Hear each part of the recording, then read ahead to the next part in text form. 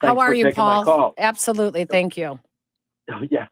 I'm in Clearwater now, but was Chicago most of my life, and first Bear game in 1964. So I kind of have a perspective of the whole thing.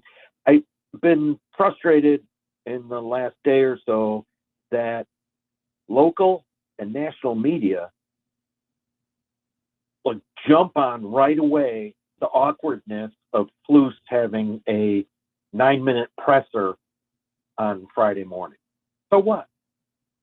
Like and I don't care what McCaskey family was doing on Thanksgiving night. They had to come to a decision. Maybe they hadn't talked to the Brown, the offensive coordinator, yet about their expectations and his expectations. So they let business go on as usual. And they knew they were moving towards a termination. So we had one more press conference on top of all those other ones in the past. That's not the issue to talk about. And I'm disappointed that local and national media goes on and on about, oh yeah, they're so dysfunctional and they couldn't get that right and they embarrassed Eberflus or this. You follow me? Like, that doesn't matter. No one's going to remember that in a week. That doesn't matter. Like, talk about what support systems does Thomas Brown need? What?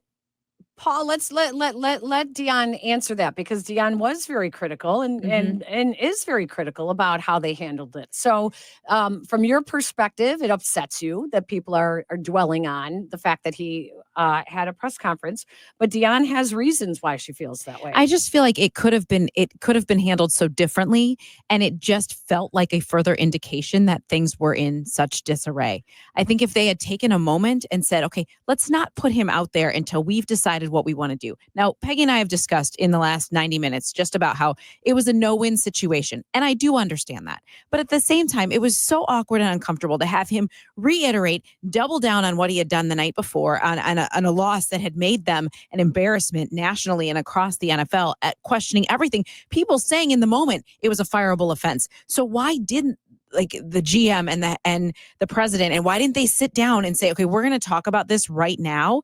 If they are very concerned about optics, and I understand that. So why put him out there to answer questions again from the media one more time and then decide 90 minutes later, we're going to let him go?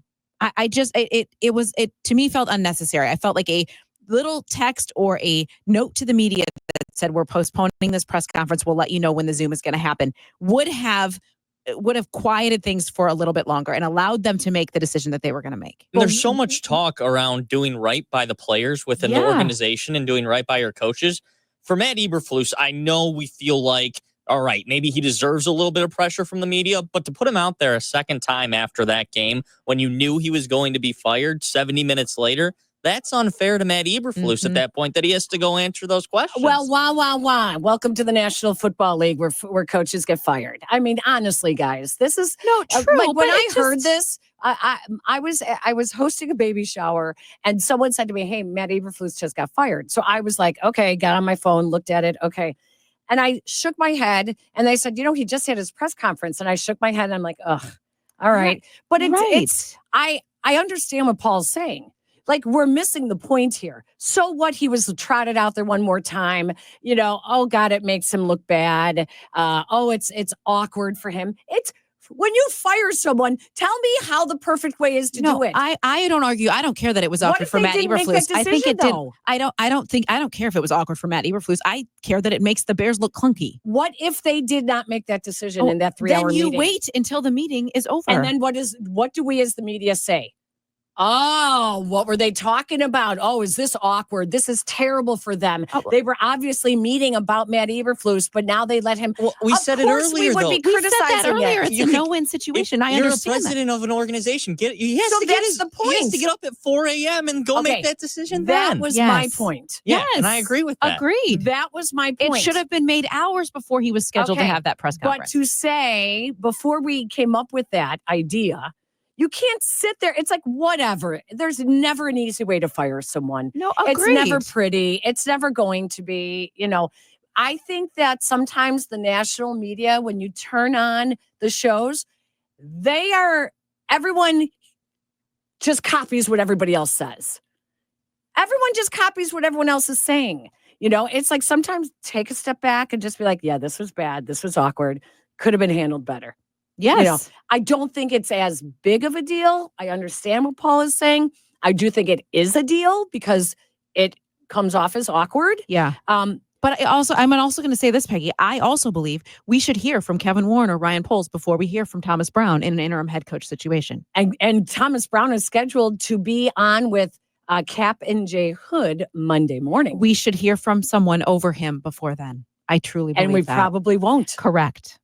And again, I that they can make those decisions, but as like someone watching it unfold, it looks like further disorganization. Yeah. It does not look like they are prepared for a decision that we've indicated and that could have happened weeks ago. Like that the con list was growing, Peggy, that you don't reach this moment. It wasn't knee jerk.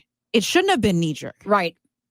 Well, and they probably don't want to do a press conference and get caught up in some questions that they're not ready for. Well, then they can say that. But also, this is the NFL, Peggy. Then they'll get criticized. Didn't we just? For that. Of course they will. Yeah. Of course they will. Yeah. But didn't we just say this is the NFL? Wow. I'm sorry. You don't want to answer those questions? Well, get your organization together then. That might be the way the Bears have always done it. Well, and maybe they're trying to avoid that. It's good. Listen, everything gets ugly, of course, during a firing. Everything from how they handle it to when they schedule it to their answers in a press conference to will George even be there at the press conference? Oh, they're so because they've never done this midseason, it opens them. I'm going to choke. I'm so fired up. It opens them up for so much more criticism because they've never been in this situation. Yeah. Did we mention that Thomas Brown will take over the head coaching interview starting Monday morning? Yeah, with Cap and Jay Hood. I can assure you it will continue to be can't miss radio. So that should be very interesting because there's going to be a lot of questions about the timeline for him. When did he find out? When did they approach him? All of those things.